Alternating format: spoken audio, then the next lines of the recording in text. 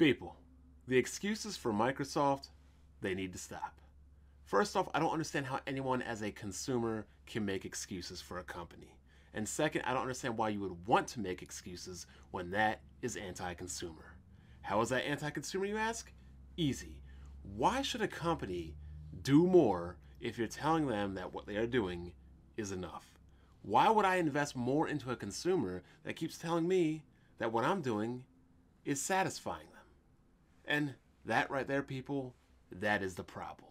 Xbox fans on YouTube and social media continue to pretend that there isn't a problem, that a problem does not exist.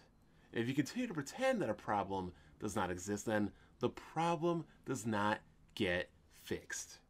Because a problem can't get fixed until the people that can make a change accept that there is a problem. So first and foremost, who are the people that can make a change? And that answer should be easy, because it's you, the consumer. Because if you want better, you simply only have to ask for better.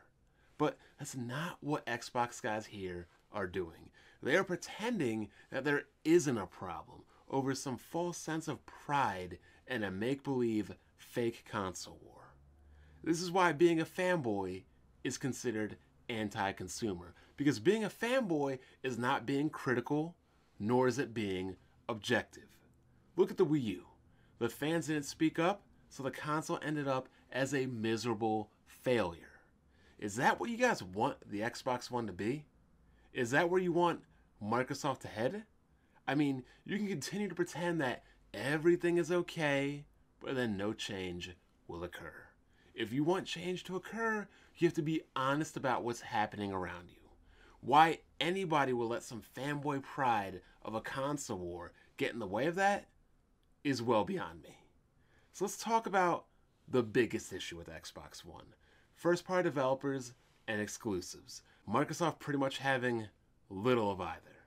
But people continue to pretend. They continue to pretend that games like Sea of Thieves and Crackdown are comparable to games like Zelda, Mario, Splatoon, Uncharted, Spider-Man, God of War, etc. But they aren't. They simply aren't. And then I hear excuses about this whole power narrative, the narrative that only exists at the start of each and every console generation. Sure, back in the day, the start of the generation, people were talking about Mode 7 and blast processing. But do you think people were talking about Mode 7 and blast processing in 1993? No. They were talking about games like Donkey Kong Country, Super Metroid, Doom 2, Final Fantasy VI, Sonic & Knuckles, Sonic 3, Super Punch-Out, Castlevania Bloodlines, Mega Man X2. See, while the Xbox guys spent 3 years damage controlling a power narrative, Sony was coming out with games. You told Microsoft that you wanted more power, and you got it. But you forgot to tell Microsoft that you also wanted more games. So guess what? You didn't get any. And that's really all there is to say about it. You can cry and complain about narratives and hypocrisy, but we all know gaming fanboys are hypocrites. We all know that a gamer will change his mind in a split second if he or she chooses. So rather than complain about a change of narrative, why not complain about Microsoft's inability to adapt and evolve? See, Sony has proven that they can adapt and evolve. Look at the PlayStation 3. It started out as a disaster, but ended up being a solid, well-rounded machine. Microsoft, on the other hand, refuses to adapt, and you people with this narrative excuse are simply making yet another excuse for their failure to adapt. It is 2018, and people in the Xbox camp are still talking about wait to E3. Let me repeat myself.